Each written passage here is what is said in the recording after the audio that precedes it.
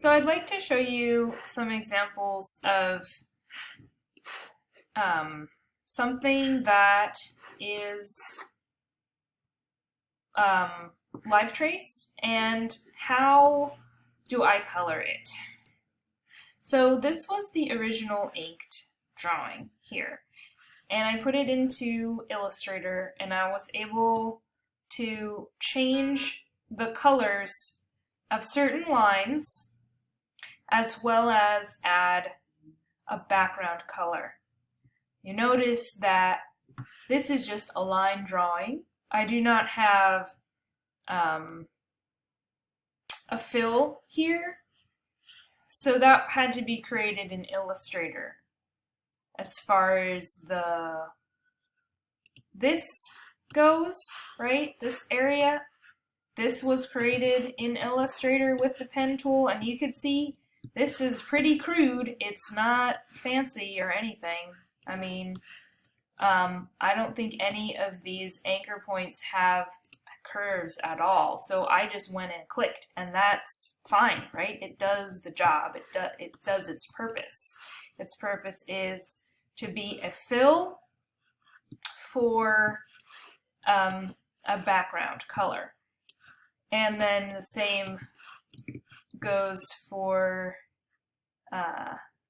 this. Gray is the same situation. I don't think I really understood how to use the pen tool very well, and so most everything is just straight anchor points, but it works. I think this is the only anchor point that actually might have a curve there, maybe not. Okay, so that's pretty simple.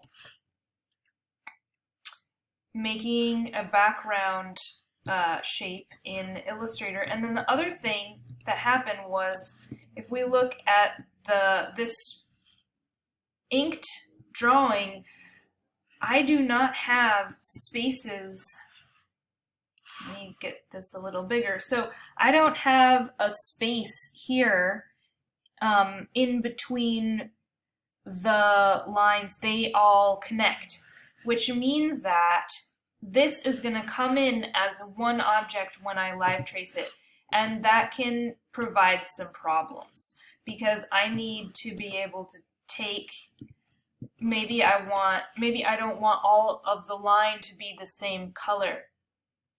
I want this to be a dark gray and I want this to be a dark blue, so I would need to actually split that object so that there are two different objects so that I can color them separately.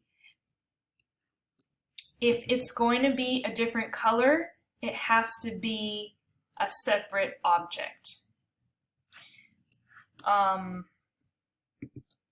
So these next videos talk about how to navigate your live traced, what you've live traced, how to add a background color, which is simple, how to take the live trace, ungroup it, separate it, split it, recolor it. That's a little more complicated. It might be more time consuming, and you might realize that it's a lot easier to just recreate it with the pen tool. Or you might realize that, why did I ink this way? I should have left a space right there. So those are some things that you might find out along the way. But I just wanted to show you some examples here of things that were live traced and then colored. How simple they are. This elephant only has two different line colors. This one and this one. And I had to split it here, I had to split it there, and look, that's not even, I have a mistake here, right? Like that's part of that, and it shouldn't be. And that split there, I had to split a lot of places.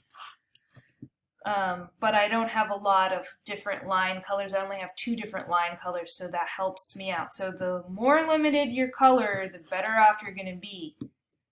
I don't necessarily need to have everything a different line color. I could have a drawing like this where everything is the same line color and then I just have a different fill in the background. That might be the way to go. This one is a little more complicated also. I had to take this and split it off here and there.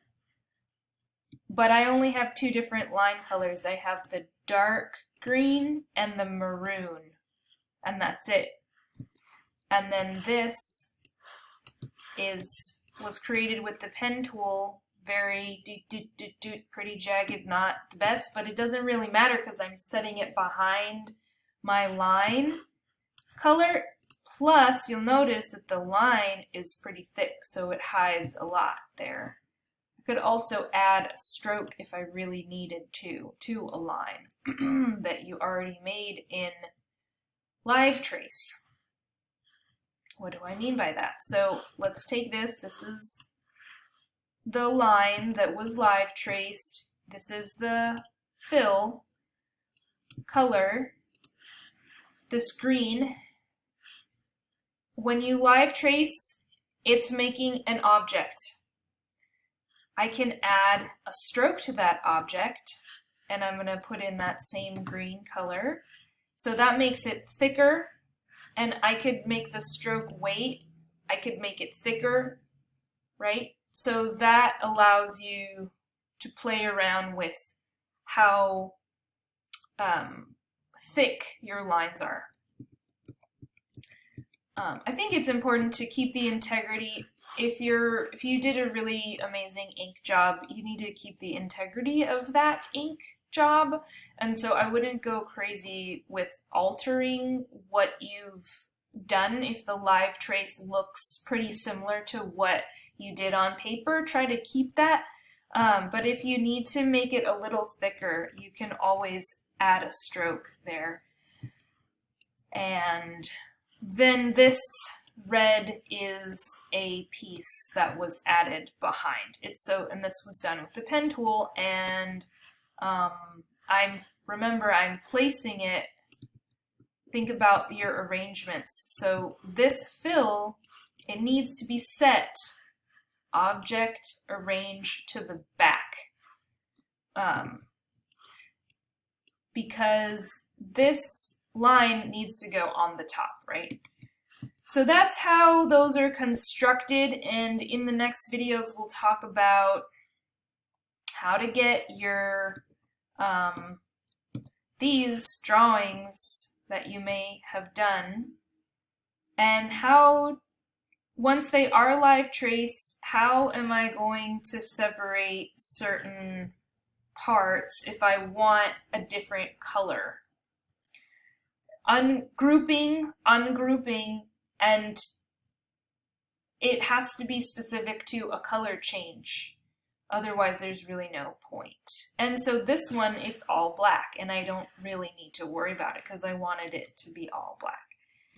So those are just some examples from the past that you could see they were inked, LiveTraced, and how do I color that? I have to go in and cut certain shapes so that they become two shapes, and add some other stuff behind it for the fill color.